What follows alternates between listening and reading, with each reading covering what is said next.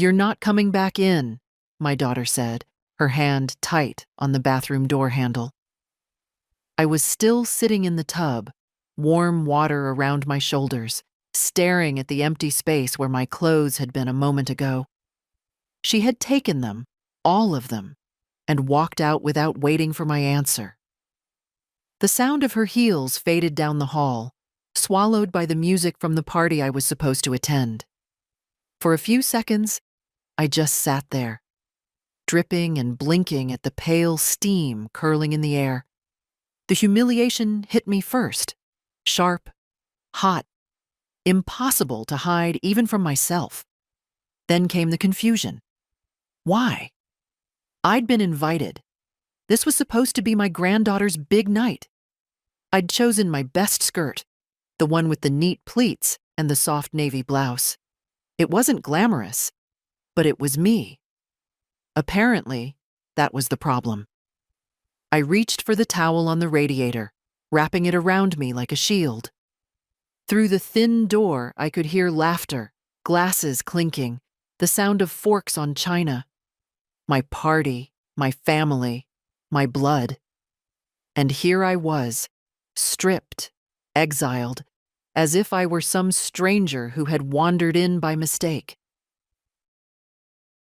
It wasn't always like this with Claire. There was a time when she would call every other day, asking me how to make beef stew the way her father liked it, or just to tell me some silly story about her work at the library. When her marriage fell apart, I was the one who held her while she cried on my couch. I gave her my bedroom so she could sleep in peace, and I took the sofa without complaint. But over the years, things shifted in ways I didn't notice at first.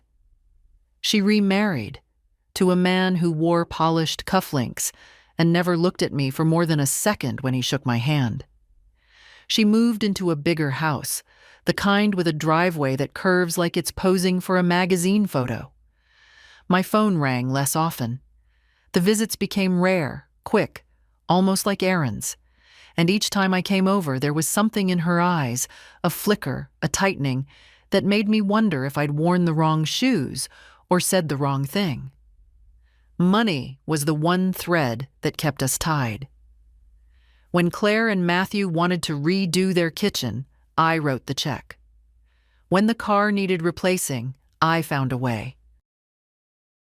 I told myself it was just helping my child, what any mother would do. I never put conditions on it, never asked for repayment. My husband, God rest him, used to say, "Marion, you give until your hands are empty, and then you give the gloves too." He meant it as a compliment, but I see now how dangerous it can be. This party, my granddaughter Lily's engagement celebration, was supposed to be a bright spot. The first time in years we'd all be in the same room, laughing, eating, making the kind of memories I could carry into my quiet evenings. I'd even splurged on a hair appointment. The stylist fussed over my silver hair, saying it shone like frost in the sunlight. I felt, well, not young, but presentable. Important enough to be seen. Claire had called 2 weeks ago to make sure I had the date right. Her voice had been sugary, almost too careful. "It's a big night, Mom. Lots of Matthew's colleagues will be there, and Lily's future in-laws. We want everything to look perfect."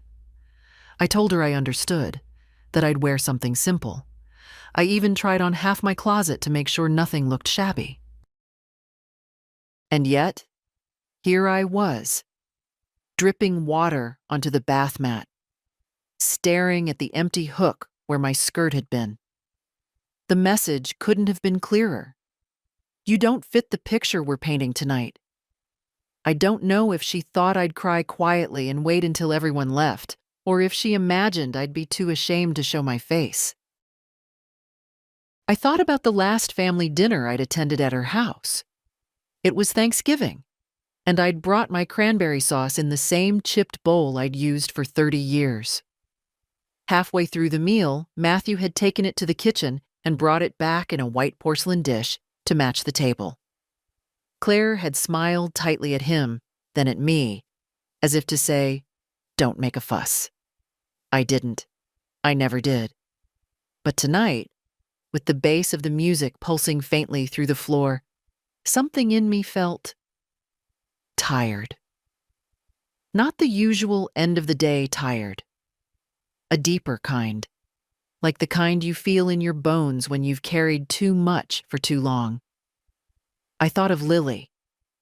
Sweet Lily, who used to braid my hair when she was little, sitting on my lap for hours while we watched old movies. She'd told me once, at 12 years old, that when she grew up, she wanted to be exactly like Grandma, calm and never scared of anything. What would she think if she knew I was sitting here, wrapped in a towel, letting her mother lock me away from her special night? From the hallway, a sudden burst of laughter rose, followed by someone calling for a toast. I could picture them all, dressed in soft lights, champagne in hand, smiling for photos that would later be posted online with captions about family and love. The towel clung to my damp skin as I stood up, my knees protesting. I opened the cabinet under the sink, not even sure what I was looking for. Another robe, maybe a spare dress I'd forgotten. Instead, I found an old hairbrush, some soap, and a few crumpled guest towels. No help there. Then my eyes drifted to the wardrobe in the guest bedroom. It wasn't mine, but I knew what was inside. Lily's extra clothes. She'd been staying here for a few days before moving into her own apartment, and somewhere in there, I remembered, was a dress she'd shown me just yesterday. Soft rose-pink satin with little pearl buttons down the back. She'd called it her backup dress in case she spilled something on the first one. The thought came quick and dangerous. If I can't wear my own clothes, I'll wear hers. Not to mock her, not to cause a scene, but because I would not, at 74, sit in a locked bathroom and miss the only party I'd been looking forward to all year. I padded to the wardrobe, heart thudding, not from fear, but from a strange, bubbling energy I hadn't felt in years. The satin felt cool under my fingers as I lifted it from the hanger. It was too young for me, too soft, too obviously meant for someone else. But as I held it up against me, I caught my reflection in the mirror. For the first time that night, I smiled. The dress was tighter than anything I'd worn in years. I had to wrestle the zipper halfway, then give up and let it sit open just a bit in the back. The sleeves were short, leaving the soft crepe of my upper arms bare, and the skirt brushed just below my knees. The satin caught the light from the bathroom, turning that pale rose into something almost luminous. It wasn't me. Not the me my family was used to anyway. But as I stood there barefoot, my wet hair curling into uneven waves around my face, I thought maybe that was the point. Maybe they needed to see me as someone they couldn't quietly fold away like an old blanket. From the wardrobe floor, I dug out a pair of low-heeled silver shoes Lily had worn to a school dance. They were half a size too big, but I stuffed tissue into the toes and made them work. The mirror told me I looked unusual, yes, but not pitiful, and that was all I cared about. When I opened the bathroom door, the cooler air of the hallway rushed in, carrying the scent of roasted meat, perfume, and candle wax. The music was louder here, and so was the chatter. I paused, listening, as my daughter's voice floated from the kitchen, clipped, efficient, the tone she used when she was arranging flowers or giving instructions to waitstaff. For a moment, I almost turned back. I could imagine the look on Claire's face, the tightening of her lips, the careful way she'd step in front of me and steer me toward a quiet corner, murmuring that this wasn't the time. I'd seen that look before, at other gatherings, when my presence didn't quite match the image she wanted. But then I thought about the months leading up to tonight. The way she had spoken of perfect seating arrangements and aesthetic flow, as if her own mother was just another piece of decor to be managed. The way she'd never once asked what I might want to wear, or if I needed help getting there. The way, just half an hour ago, she'd taken my clothes and closed me out. I stepped forward. My shoes made a soft sound on the hardwood, a steady click that matched the beat of the music. The living room came into view first. Clusters of people with glasses in their hands, soft laughter rippling between them. No one noticed me at first, which was just as well. I moved toward the dining room archway, my eyes sweeping over the sea of faces. And there, by the far wall, was Lily. Her hair was swept into a loose knot, a strand falling against her cheek. She wore a cream dress now, not the rose satin, and she was laughing at something a tall young man, her fiancé, was saying. She looked happy, and for that I was grateful. When her eyes found me, she froze. For a heartbeat, we simply stared at each other, her mouth parting, my chin lifting just a fraction. Then she smiled, sudden and wide, like a child seeing a favorite person walk through the door. "Grandma!" she called over the music, moving toward me. Heads turned, conversations faltered. Claire, at the buffet table, looked up, and the expression that crossed her face was something between shock and horror.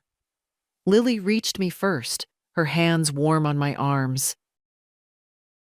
"You look..."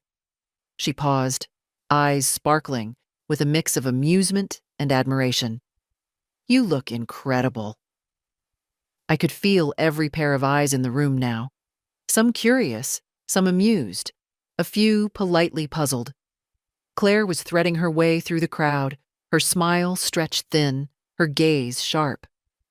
"Mother," she said when she reached us, her voice low but cutting through the hum of the room. "Can I have a word?" I held Lily's hands a moment longer before gently letting go.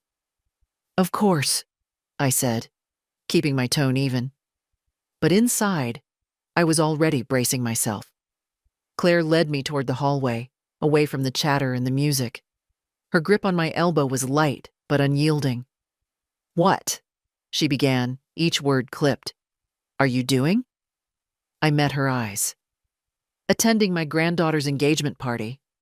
"In that?" Her glance flicked over the dress, the shoes, my still damp hair. "Mother, this isn't funny. That's Lily's dress, and you're making this awkward." I almost laughed. Awkward? After locking me away in a bathroom like an unwanted guest? But I said nothing yet. I wanted her to fill the silence, to show me exactly where she thought I belonged tonight. She glanced back toward the dining room, then leaned closer. "Please, just go upstairs. I'll bring you a plate later." There it was, that quiet exile she'd perfected over the years. Only this time, I wasn't going quietly. I looked at my daughter the way you might look at a stranger who just used your first name without permission. "Go upstairs?" I repeated, as if I'd misheard. Claire pressed her lips together. "Please, Mother, this is not the moment for statements." The word statements rolled in the air like an insult wrapped in silk. I let out a slow breath. I didn't come here to make one. I came here because my granddaughter invited me. "She didn't know," Claire began, then stopped. A quick glance toward the dining room, a nervous adjustment of her necklace. "This is a delicate evening. There are people here who might see me," I finished for her, "in my old skirt and blouse, and think less of you." Her eyes flickered. She didn't answer. She didn't need to. We both knew. For years I had allowed these small, careful exclusions. the forgetting to introduce me to her colleagues, the maybe next time when I suggested joining a family trip, the seat at the far end of the table where conversation barely reached. And every time I told myself it was nothing, that she was busy, that I was imagining it, that she loved me, just in her own way. But tonight, dripping from the bath and wrapped in a towel while my family toasted without me, something cracked. The patience, the excuses, they were gone. I took a step closer so she had to tilt her head up to meet my eyes. "Claire, I am not going upstairs. I am not leaving. If this dress bothers you, take it up with Lily. She offered it to me, in spirit if not in words, when you decided I wasn't fit to be seen." Her cheeks colored. "You don't understand." "I understand perfectly," I said, my voice low but steady. "I understand that you think I'm some extra, something to be hidden when the picture has to be perfect. I understand that you've mistaken my kindness for weakness. And I understand that you've forgotten who paid for your first apartment, your first car, and most of this very night." Her breath caught. "You don't want to talk about that here?" I smiled, just enough to keep her guessing. "Then don't. I'm going back in there." And I did. I walked past her, through the archway, into the warm light of the dining room. A few people looked up as I passed, offering polite nods, curious glances. Lily, still glowing, caught my hand as I moved toward the table. "Come sit with us, Grandma," she said, her voice bright, unaware of the storm in the hallway. I sat, and for the next half hour, I listened. I listened to Lily talk about her new apartment, to Matthew's colleagues exchange stories about some business trip, to the polite laughter that floated over the table. I even laughed once or twice myself, though it felt like someone else's voice. Across the room, Claire kept glancing at me, her smile just a little too tight each time our eyes met. I wondered if she was calculating how soon she could usher me out without making a scene. But I wasn't going anywhere. Not yet. It's strange how you can sit in a room full of people and still feel like you're watching through a pane of glass. The laughter and chatter reached my ears, but it seemed to pass over me, like sunlight falling on the wrong side of a curtain. I sipped at the champagne Lily had pressed into my hand, the bubbles tickling my nose. From my seat near the end of the table, I could see everyone.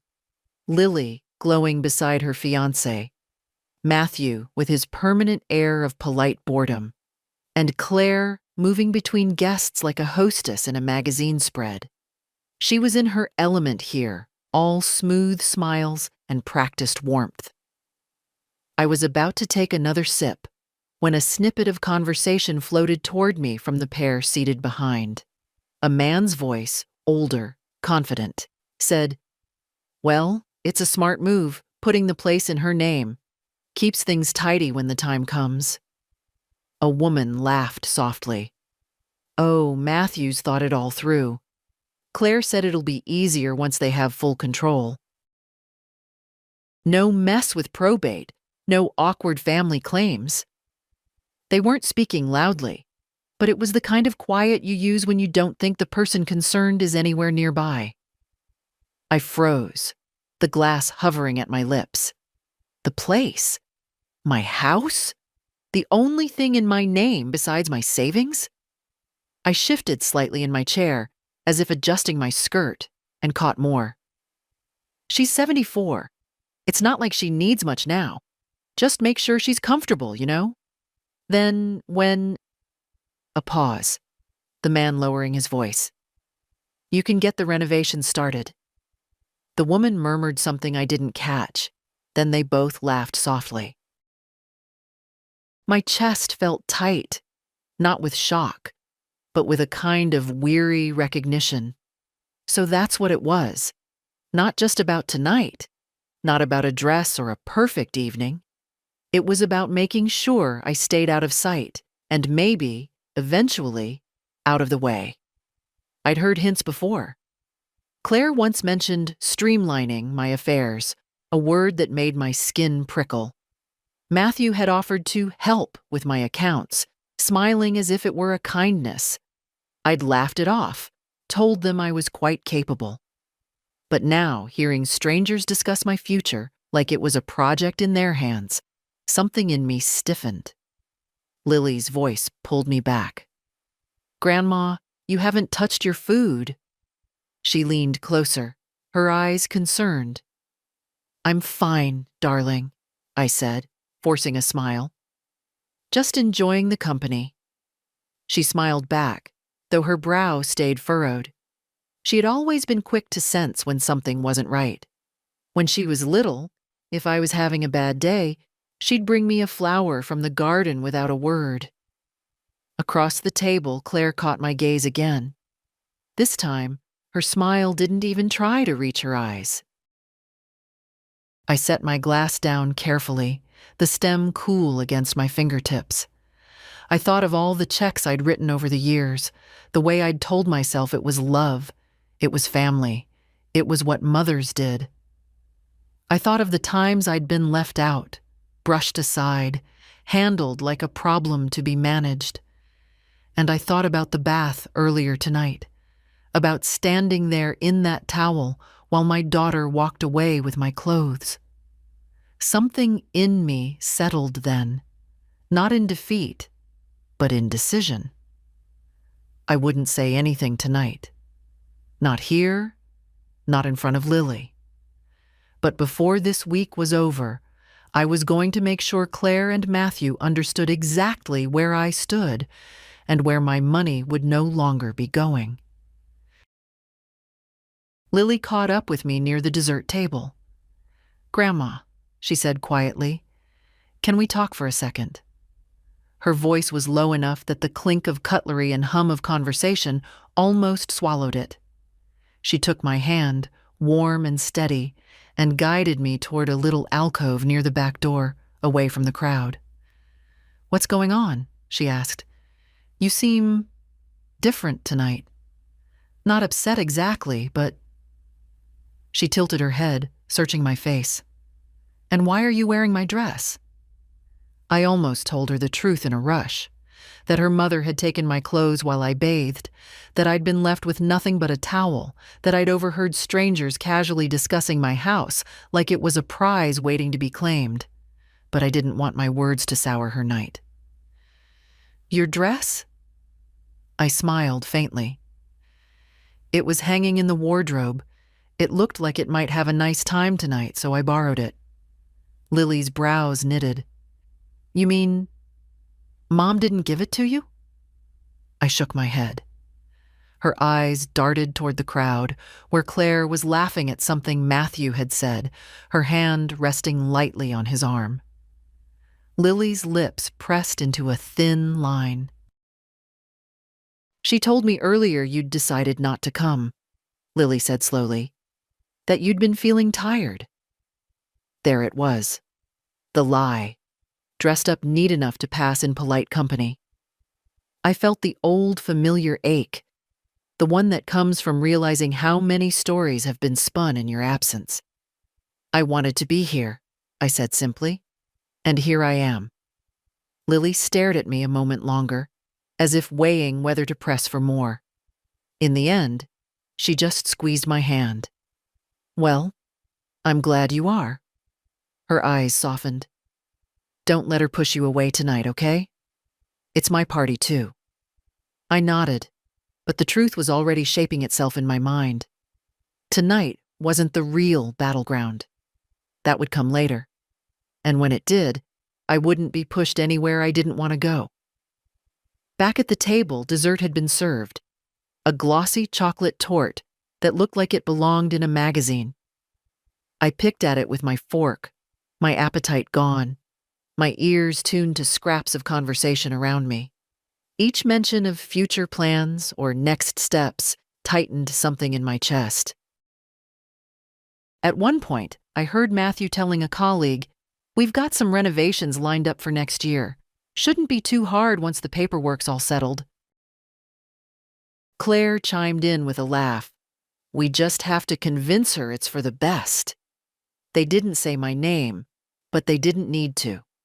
I kept my eyes on the tort, pretending not to hear. When the speeches began, I clapped politely. When the toasts were raised, I lifted my glass.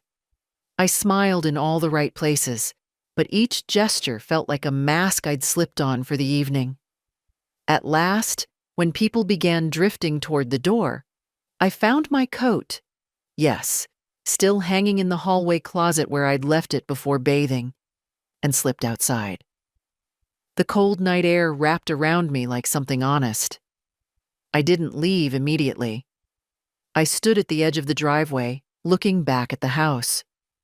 Through the dining room window, I could see Claire moving plates, Matthew laughing with someone, Lily hugging a guest goodbye.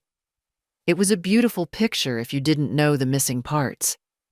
I thought about the account withdrawals I'd authorized over the years, quiet, unquestioned.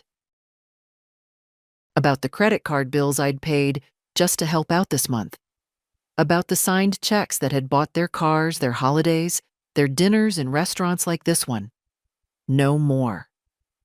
I'd made that decision back at the table when I heard them speak about my house like a prize in a raffle. I would not fund my own erasure. The street was quiet as I walked toward the corner, heels clicking softly. My car was parked half a block away, old, reliable, paid for in cash years ago. I drove home slowly, letting the warmth of the engine and the hum of the tires calm me. By the time I pulled into my driveway, the plan had solidified. Tomorrow, I would call the bank. Not next week, not when I had the time. Tomorrow, I would freeze every automatic payment, revoke every access point they had to my accounts, and set things in order for someone who actually valued me. And for the first time in a long while, the thought didn't make me feel guilty. It made me feel lighter. Inside, I hung the rose satin dress on the back of the bedroom door. My hair smelled faintly of the party. Perfume, candle wax, the ghost of champagne.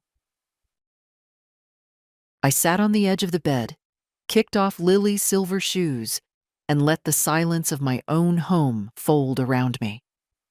I'd been treated like a problem to be managed, hidden away.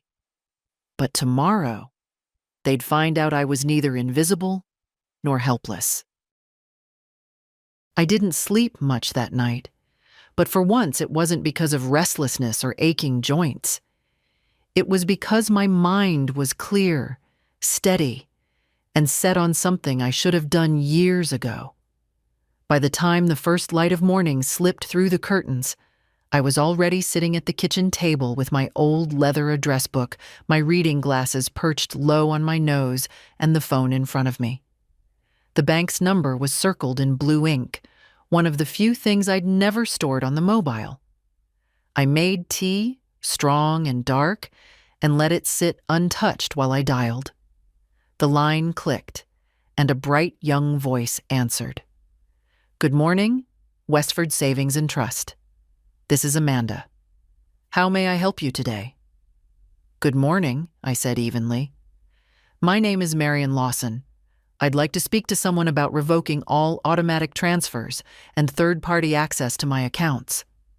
There was a pause on the line. "All of them?" "Yes, everyone," I said, keeping my tone calm. "And I'd like that to happen immediately." She hesitated. "Mrs. Lawson, that's quite a significant change."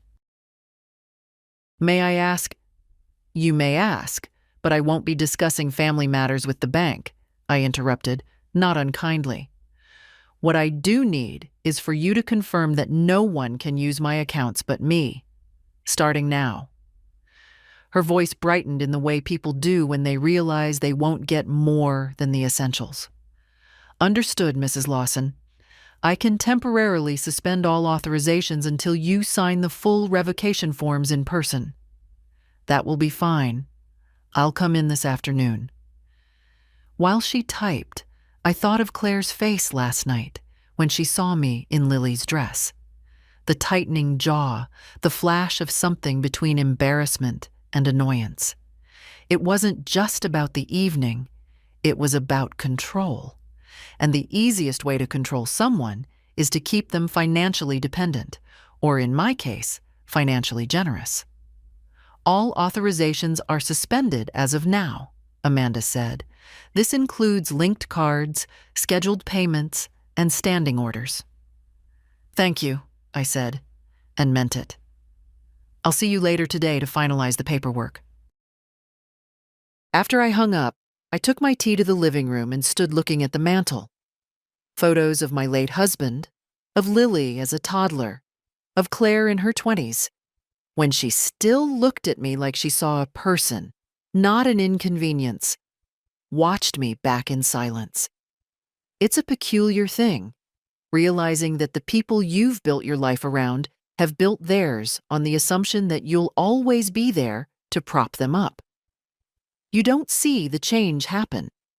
It's like a tide creeping in. One day, you're the center of the room. The next, you're the rug they've decided doesn't match the decor anymore. I spent the rest of the morning going through my files. I pulled out a thick folder marked House Maple Street and another for savings. Every check stub, every signed slip, every transfer I'd made to Claire over the years. It was all there. The down payment on her first house. The lump sum to help with moving expenses when she married Matthew. Thousands more for renovations, vacations, private school fees for Lily. It added up to more than I'd let myself acknowledge. Just after lunch, I put on my coat and walked the 3 blocks to the bank. The air was crisp, the kind that stings your cheeks just enough to remind you you're alive. Inside, the familiar scent of polished wood and printer toner greeted me. Amanda met me at the counter, her smile polite but curious. She ushered me to a small office where I signed form after form. Each stroke of the pen felt like cutting a thread that had been wrapped too tightly around me for too long. When we were finished, she slid the final copy toward me. "You now have sole control of your accounts, Mrs. Lawson. No one else has access." I thanked her again, tucked the folder under my arm, and stepped back out into the cold. For the first time in years, I didn't feel like I was carrying something heavy home with me. I felt lighter, sharper, more myself than I had in a long while. The next step I knew would be harder. Visiting my lawyer to change my will. That would mean putting my intentions in writing, legally, so no one could twist them after I was gone. But I wasn't afraid of that anymore. They'd spent last night talking about me as if I were an obstacle in the way of their plans.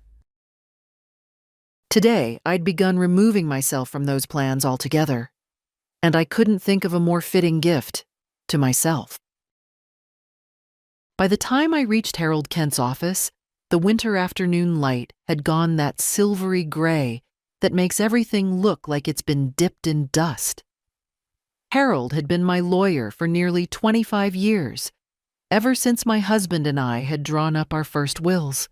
He was older now, a little heavier in the middle, with reading glasses perched on the end of his nose and a tie that never seemed quite straight. But his handshake was still warm, and his eyes still held that keen, unflinching intelligence that made me trust him. "Marion," he said, gesturing me into the same leather chair I'd sat in for so many life-changing conversations. "It's been too long. What brings you in?" "I'm here to make some changes," I said, sliding my folder onto his desk. "And I want them airtight." He studied my face for a moment, perhaps hearing in my voice that I wasn't here for minor adjustments. "All right. Tell me." I laid it out plainly. No tears, no embellishment.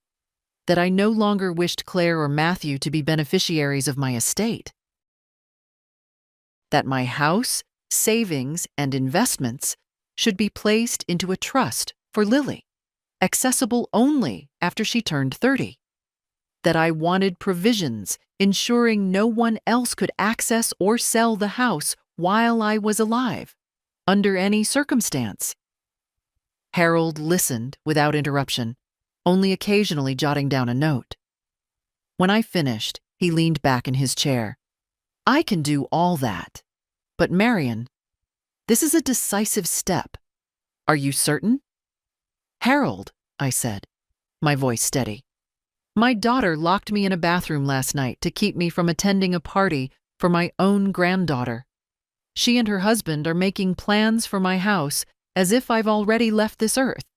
Yes, I'm certain. He nodded slowly. Then we'll proceed. I'll draft the revisions today. You can come back tomorrow to review and sign. While he typed, I looked around his office. The shelves were lined with law books, but also with framed photographs, his wife, their children, a golden retriever sprawled on a porch. It struck me that family, at its best, was about safety and loyalty.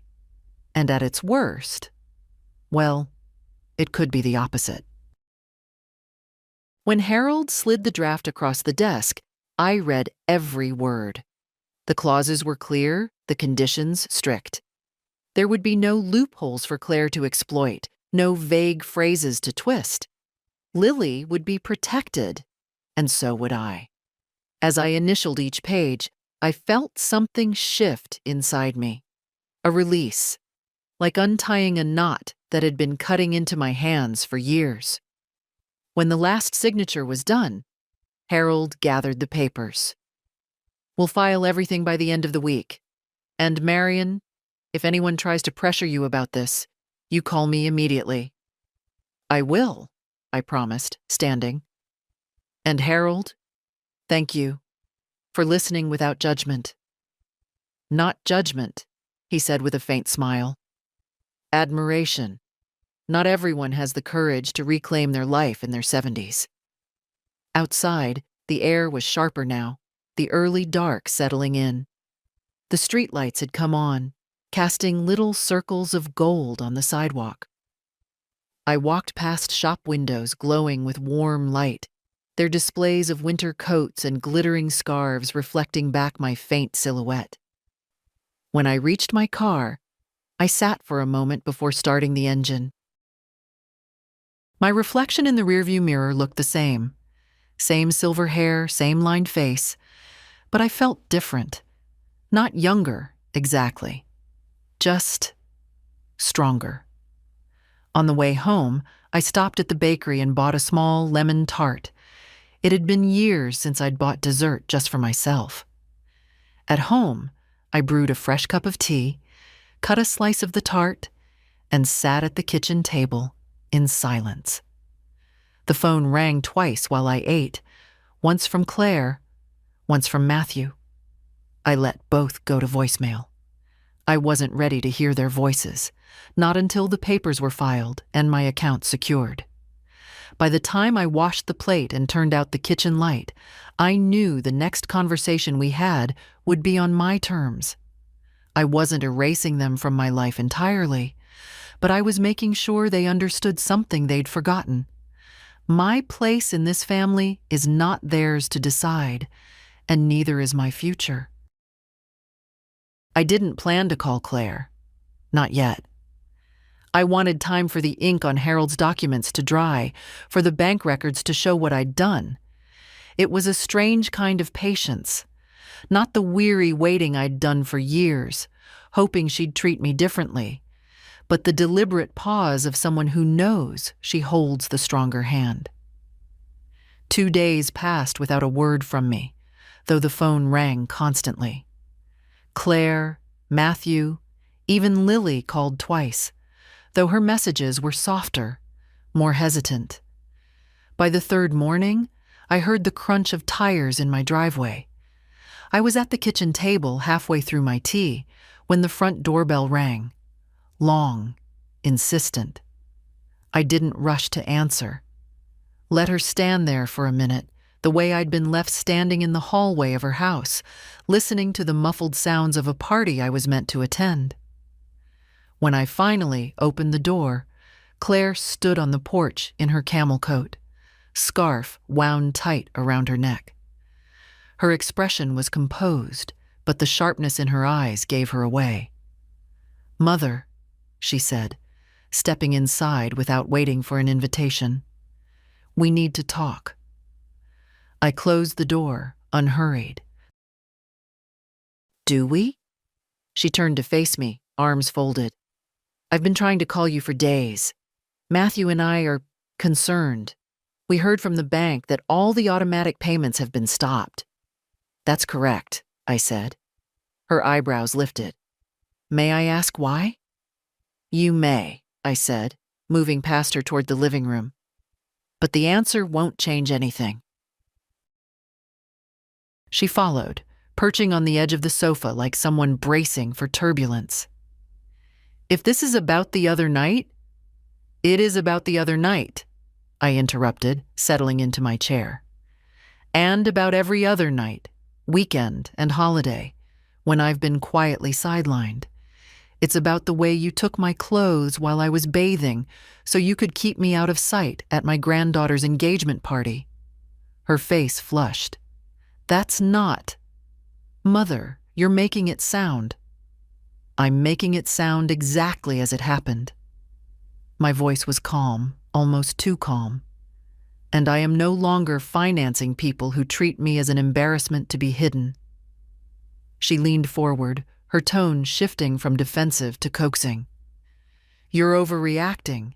You know how I am about presentation, about making sure events go smoothly. I didn't want any distractions." "Then you should have budgeted for them yourself," I said. "Not with my money. Not anymore." For a moment, she simply stared at me, as if recalibrating the conversation in her head. "Do you realize," she said slowly, "how much you've been helping us? The house, Lily's tuition, the—" "I realize it very well," I said, holding her gaze. "Better than you do, apparently. And that help has ended." Her mouth tightened. "So that's it? You're cutting us off?" I sipped my tea before answering. "I'm redirecting my resources to people who actually want me in their lives." There was a flicker in her eyes, hurt, perhaps, or anger, before she stood. "This isn't just about money, Mother. This is about family." "Yes," I said. "And family is about respect. You've forgotten that." She grabbed her scarf, winding it tight as she moved toward the door. "You'll regret this," she said, not quite meeting my eyes. "Perhaps," I replied, "but I doubt it." When the door closed behind her, I let out a slow breath. My hands were steady. My heart was steady. I'd spent a lifetime swallowing words to keep the peace. This time, I'd said exactly what needed saying. The phone rang an hour after Claire left. When I saw Lily's name on the screen, I answered without hesitation. "Grandma," she said, her voice quick and breathless. "Mom's upset. She came home and wouldn't say much, but I know it's about you. Did you two fight?" I leaned back in my chair, the afternoon light pooling across the rug. "We talked," I said, "and I told her I won't be giving her money anymore." There was a pause on the other end. "Oh?" Then, more softly, "I guess I can't say I'm surprised." I smiled faintly. "You knew?" "I've noticed things," Lily admitted. "The way she talks about you when you're not around, how she complains about you being difficult if you don't agree with something. It always made me uncomfortable." The honesty in her voice warmed me in a way I hadn't felt since she was a little girl. "I'm sorry you've had to hear those things," I said. "I'm sorry you've had to live with them," she replied. For a moment, neither of us spoke. I could hear faint street noise on her end, cars passing, a dog barking somewhere. Then she said, Can I come over? I don't want to talk about this on the phone. I agreed, and 40 minutes later, she was sitting at my kitchen table, a paper bag from the bakery between us. I brought scones, she said, unwrapping them. You probably haven't eaten. She wasn't wrong. My appetite had been patchy lately, but now the smell of warm pastry and butter filled the kitchen, and I realized how hungry I was. We ate in companionable silence for a few minutes before she set her cup down. Grandma, I don't care about the money. I never have. But I do care about you being treated right. And you haven't been.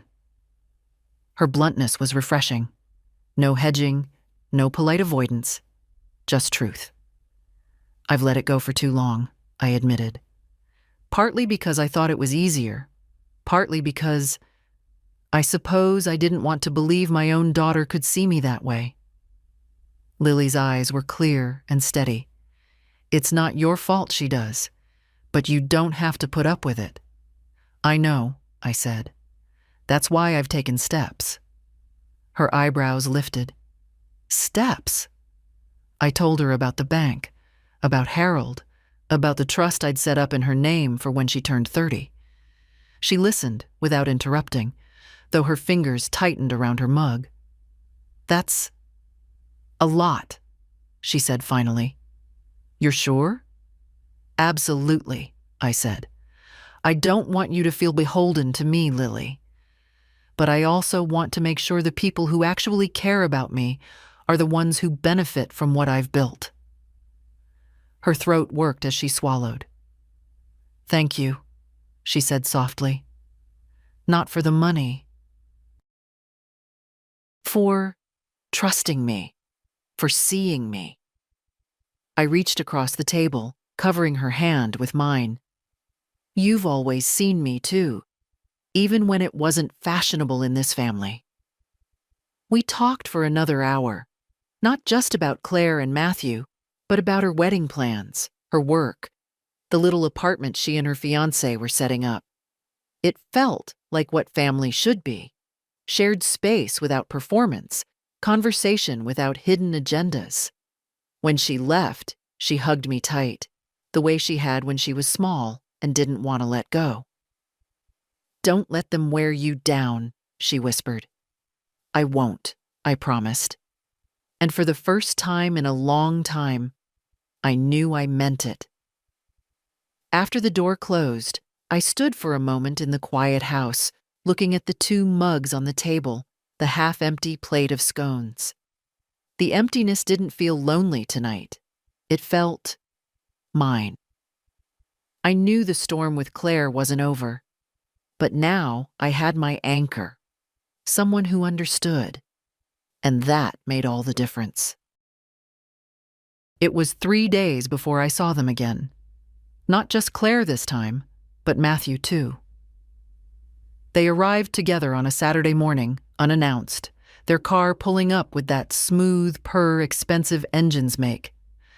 I watched from the front window as they sat for a moment, clearly deciding who would speak first.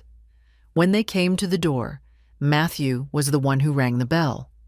I opened it, and there they were, Claire in her tailored coat, Matthew in a charcoal suit as if we were about to discuss a business merger rather than family matters. Mother, Claire said, her voice bright in a way that set my teeth on edge. We thought we'd come by and clear the air. I stepped aside without answering, letting them in. If they were expecting coffee and cake, they'd be disappointed.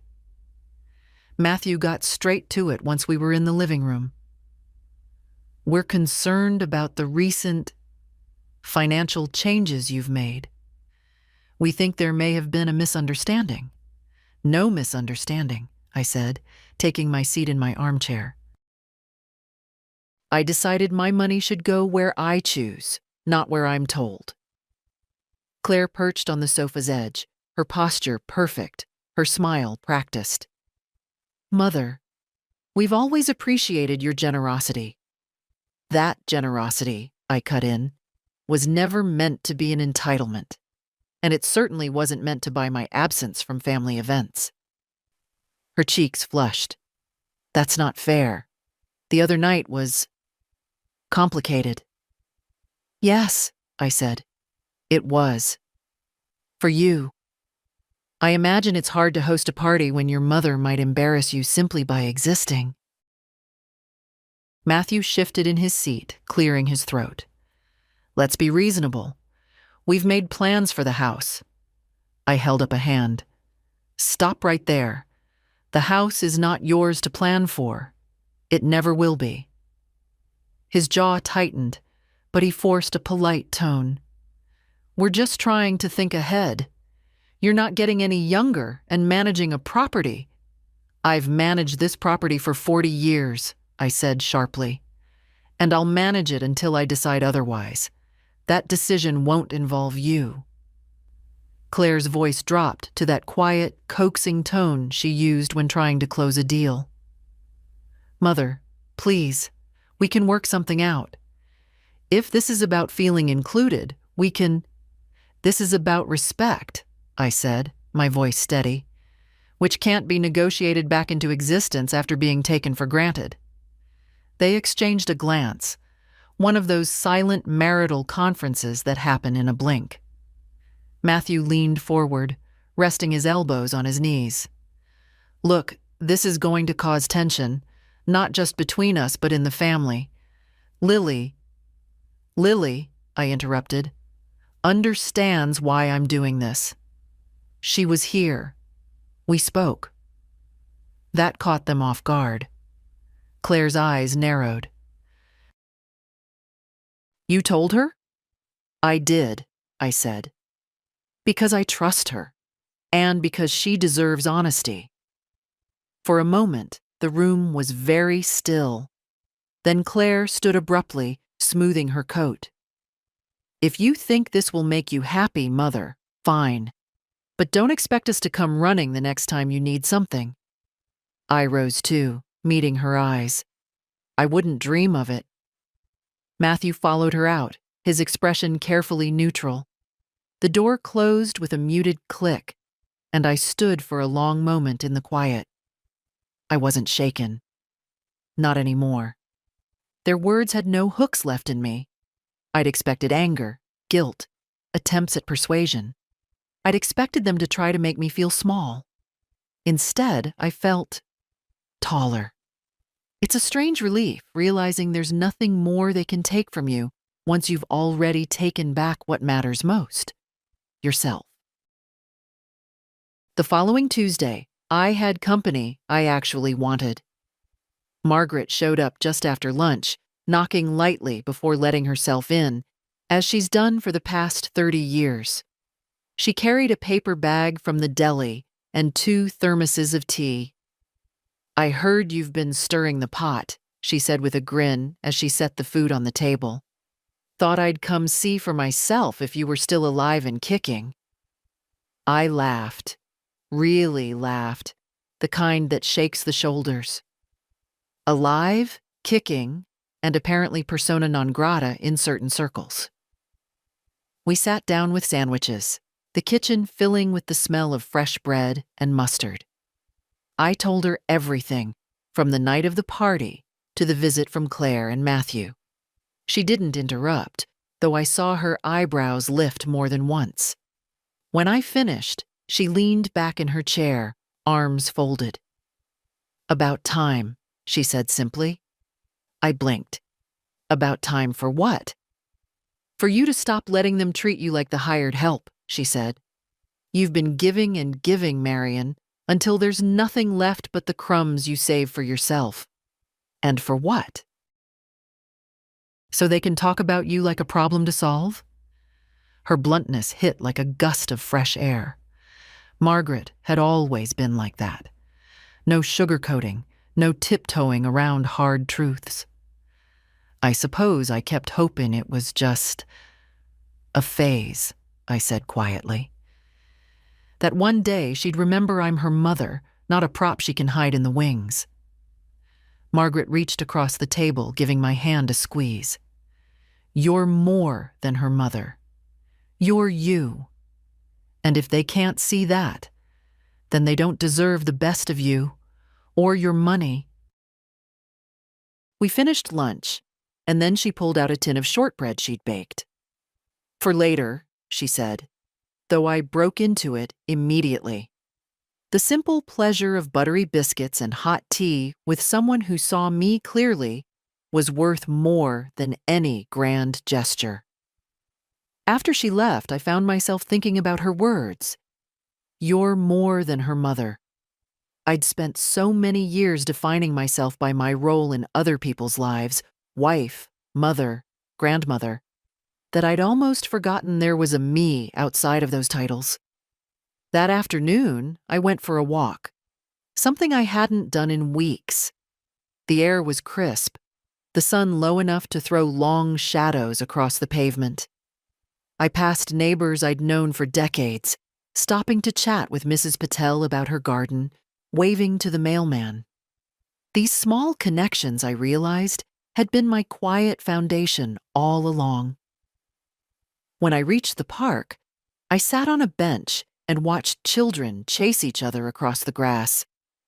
Their laughter carried on the wind, bright and unfiltered. I thought of Lily at that age, her hair flying behind her, her cheeks flushed from running. She'd always run to me, not away. That hadn't changed. On the walk home, I decided I would invite her over for dinner soon. Not as a peacekeeping gesture, not to smooth things over with Claire, but simply because I wanted to see her. Back at the house, I made myself a proper meal. Grilled salmon, steamed vegetables, a small glass of wine. I ate at the dining table instead of in front of the television. It was a small thing, but it felt deliberate, as if I were saying to myself, I'm worth setting the table for. Later, as I washed the dishes, I caught my reflection in the kitchen window. The same silver hair, the same lined face, but something in my eyes had changed. They looked settled, like a person who had stopped waiting for permission to live her own life. It was almost a week before I heard from Claire again. This time she didn't show up with Matthew. She came alone, mid-afternoon, knocking softly instead of leaning on the bell.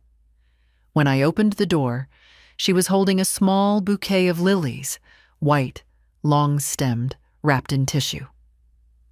For you, she said, her voice unusually tentative. I took them, thanked her, and stepped aside. She came in without the brisk confidence she usually wore, glancing around the living room as if she half expected someone else to be here. I wanted to apologize, she began, sitting on the edge of the sofa. For the party. For the way things happened. I sat across from her, the flowers resting in my lap. All right, I said. Go on. She hesitated, eyes dropping to her hands. I shouldn't have taken your clothes. It was wrong. I was just caught up in wanting everything to be perfect. There was sincerity in her tone, but also that old, practiced note I knew too well, the one that often preceded a request. I appreciate you saying that, I said, but an apology doesn't erase the years of small cuts that came before it. Her eyes flicked up. I know. And I want to do better. I don't want us to be at odds. I waited. And then it came.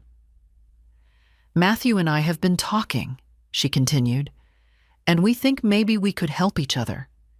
If you'd reconsider the financial changes, just for certain things, we could make sure you're more involved in... I raised a hand. Claire, stop. She froze, her mouth still open slightly.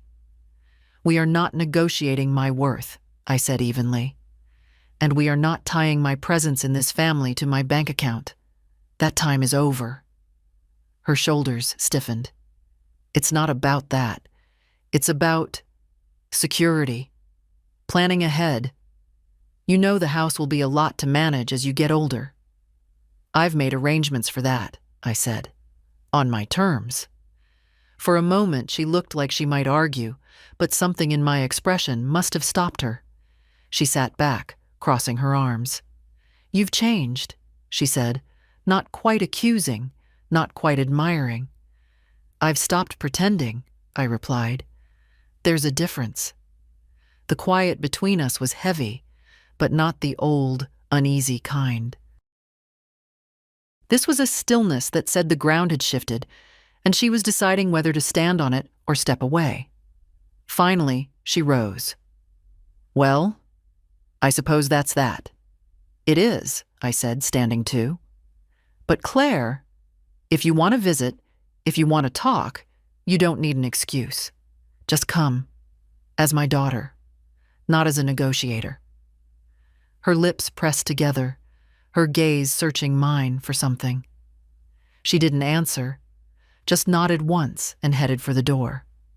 When it closed behind her, I carried the lilies into the kitchen and set them in water. They looked stark and beautiful against the counter, their petals opening slowly in the afternoon light. I didn't know if she'd be back soon, or if this was her last attempt to pull me back into her orbit. But either way, I felt no panic, no urge to run after her. The line had been drawn, and it would stay where I'd put it.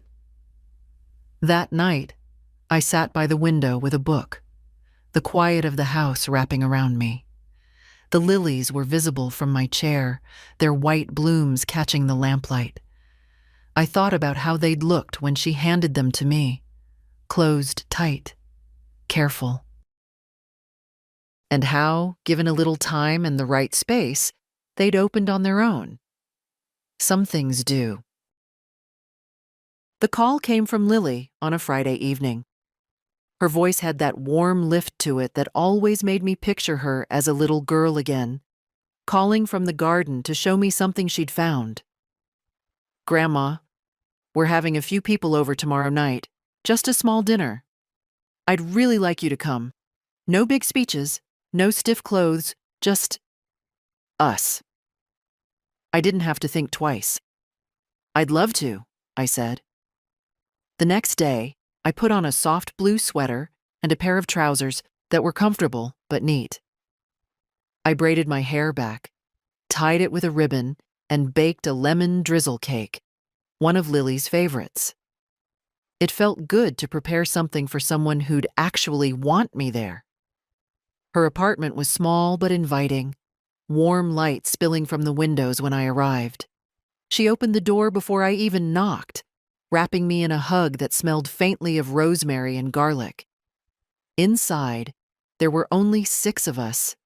Lily, her fiancé Matthew, not my son-in-law Matthew, but a different, kinder Matthew, 2 friends of theirs, and an elderly neighbor who'd brought a basket of bread. The table was set simply, but beautifully, with mismatched plates and a little vase of daisies in the center.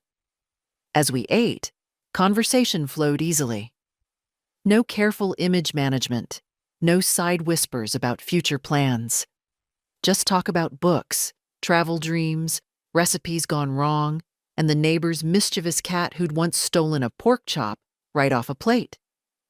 Lily's Matthew was attentive, asking me questions about the garden, my favorite travel memories, even my late husband. He listened, really listened, as if my words mattered. And when I laughed at one of his stories, it wasn't the polite, measured sound I'd given at Claire's parties. It was genuine, spilling out before I could temper it. Halfway through the meal, Lily leaned over and said quietly, "This is what I want my family to feel like. Not forced, not staged." I squeezed her hand under the table. "It can be," I said, "if you keep it this way."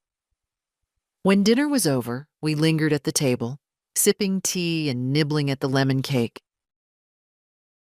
The neighbor told a story about his late wife, how she used to put extra sugar in his tea when she knew he'd had a hard day. And for a moment, the room went quiet.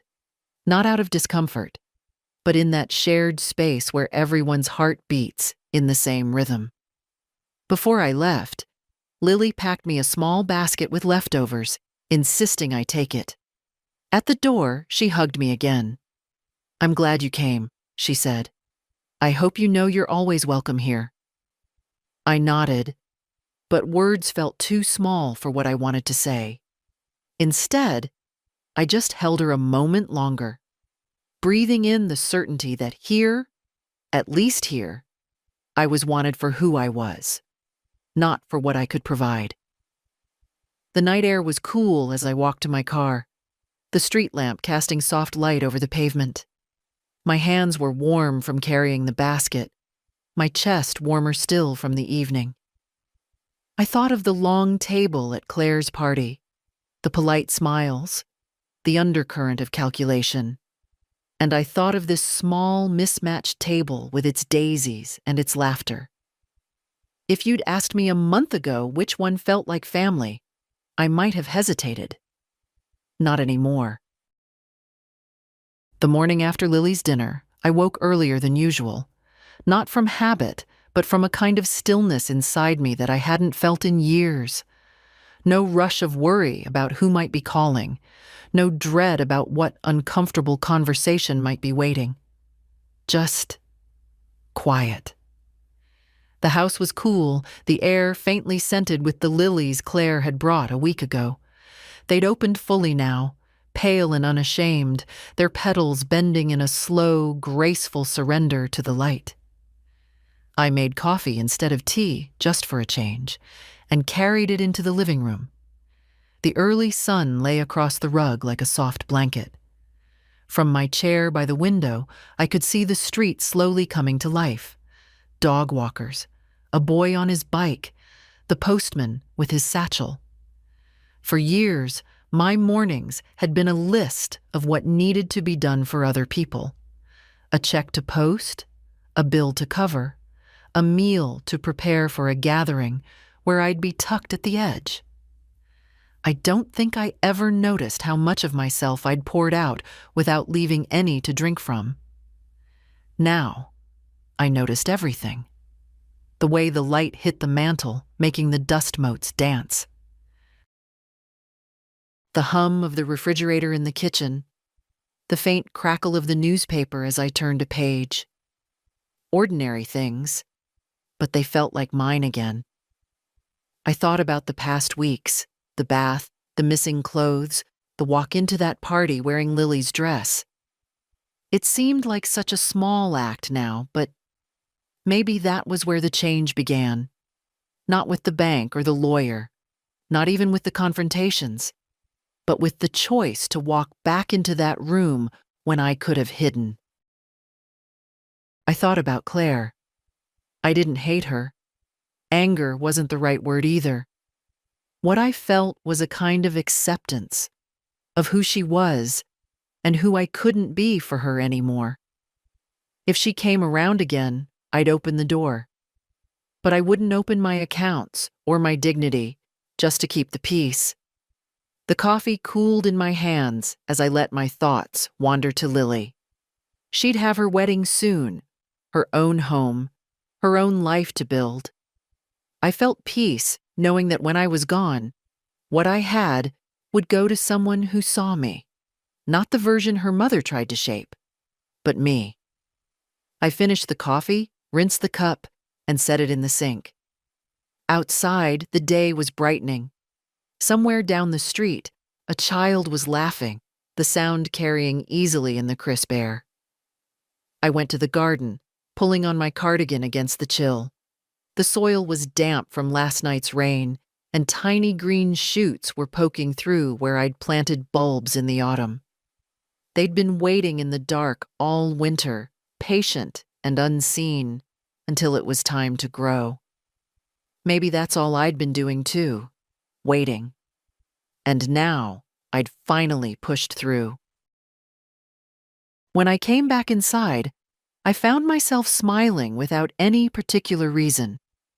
Not because anything grand had happened, not because I'd won some battle, but because the ground under my feet felt like mine again. I don't know if you've ever felt invisible in your own family. I hope you haven't. But if you have, I want you to hear me. You don't need anyone's permission to be seen. And you certainly don't have to buy your place at the table. It took me 74 years, a stolen set of clothes, and one rose-colored dress to remember that. I hope it takes you less. So if you've been quiet for too long, if you've let your worth be measured in what you can give instead of who you are, stop. Today. Not next month, not when it's easier.